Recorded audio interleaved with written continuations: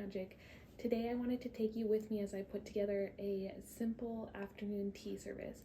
So normally when I put together an afternoon tea party, I like to have multiple different bite-sized sweets and tea sandwiches, but for today I just wanted an excuse to put together something small and fun. So I'm going to be making cucumber sandwiches, English tea scones, and some chocolate chip shortbread cookies. I really wanted an excuse to make the shortbread cookies because my husband got this beautiful embossed rolling pin for me for my birthday, and I wanted an excuse to try it out. So I thought it would be fun to put together this tea service and show you some of my favorite recipes for afternoon tea. Because I really wanted these cookies to turn out, I looked up some tips for using embossed rolling pins. So one of the tips was to spray your rolling pin with cooking oil using a brush to get it into the cracks and just get everything all covered in oil, and then let it set for about 30 minutes to an hour before you use it, just to let that oil really soak into the rolling pin. So I had this food paintbrush, so I just used that to get into all of the designs. I started out by making a shortbread dough for my cookies. I thought shortbread would be perfect for the embossed rolling pin because it's a dough that holds its shape well and doesn't spread. Shortbread is also a perfect afternoon tea treat. I started by creaming my butter and powdered sugar together until they were light and airy.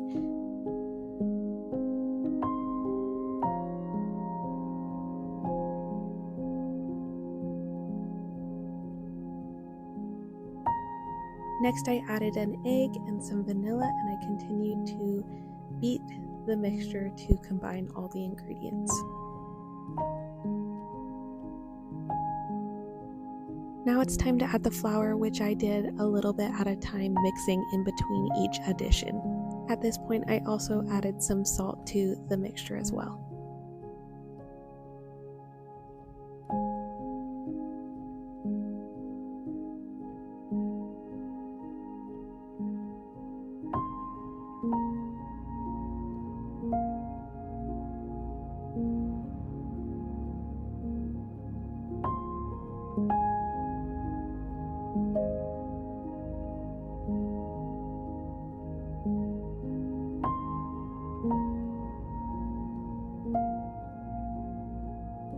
After all the flour was added, I kneaded the dough very lightly just to combine everything and clean the sides of the bowl.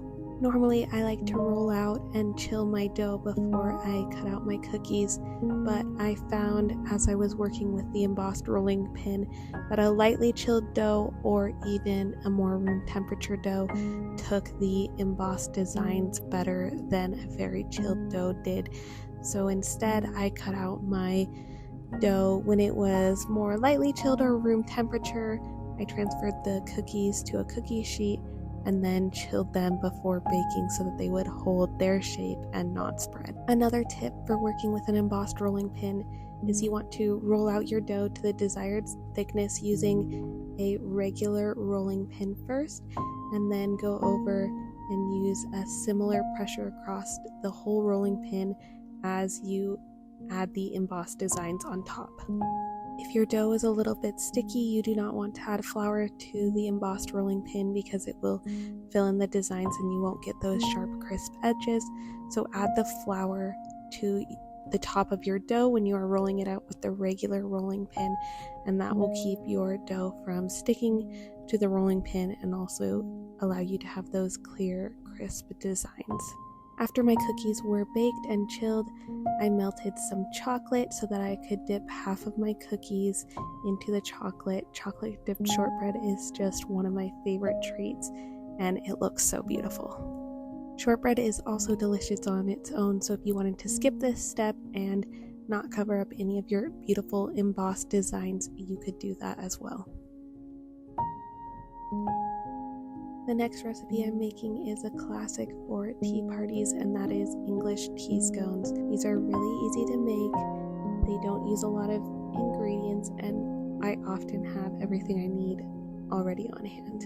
You will want to add 2 cups of flour, a 1/4 cup of sugar, a teaspoon of salt, and 4 teaspoons of baking powder into a bowl. You will also need a 1/4 cup of butter, cold, diced into small cubes. I like to leave the butter in the fridge until just before I need it so it remains as cold as possible. Then I add the butter into my flour mixture and I mix that in with a pastry cutter. If you don't have a pastry cutter, you can use your hands or a fork. If you're using a hands, just make sure you don't soften the butter too much because you do want it to remain cold so that your scones will have a nice flaky texture as you bake them.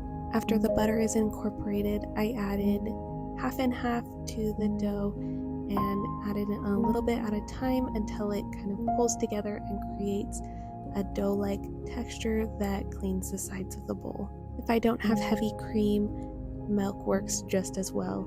Use the highest fat content milk that you have, so it works fine with like a 2% milk, but it's even better if you have a whole milk or a half and half. Scones can either be shaped into a disc that's about 1 inch and to 1.5 inches in thickness and then cut into triangles, or they can be cut out using a biscuit cutter or cookie cutter.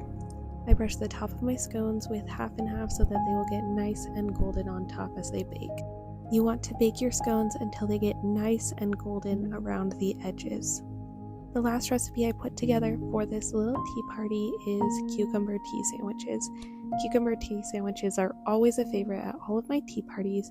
I start by finely chopping up 1 package of fresh dill. I add a teaspoon of lemon zest, a little bit of salt and pepper to taste, and then I mix it into a whipped cream cheese. You can also do a regular block of cream cheese. The whipped cream cheese is just easier to spread. I like to add in a tiny squeeze of fresh lemon juice. Just be careful not to add too much because it can overpower the sandwich. After washing, I thinly slice my cucumbers, and for this sandwich I decided to cut the cucumbers in half and then spread them in a layer along the sandwich. Cucumbers have a lot of moisture, so I like to pat them dry with a paper towel before using them on my tea sandwiches so they don't get too soggy. To assemble the sandwiches, I spread some of the cream cheese mixture onto the bread, and then I add a few slices of cucumber on top.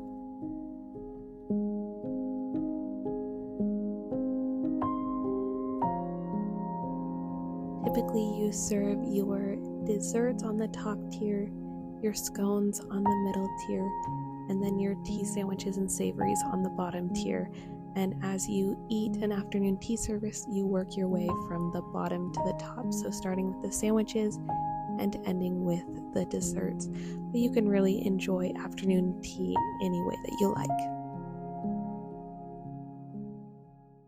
These are some of my favorite go-to recipes for afternoon tea if you want to try your hand at hosting afternoon tea for the first time, or you just want to make some cute bite-sized food with friends. I highly recommend you try these recipes.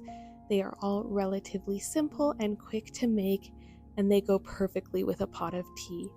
I love hosting afternoon tea, trying new recipes, putting together themed events, and doing DIY projects. So I hope you will follow along with me for more inspiration and party planning and delicious recipes. I hope you have a magical day.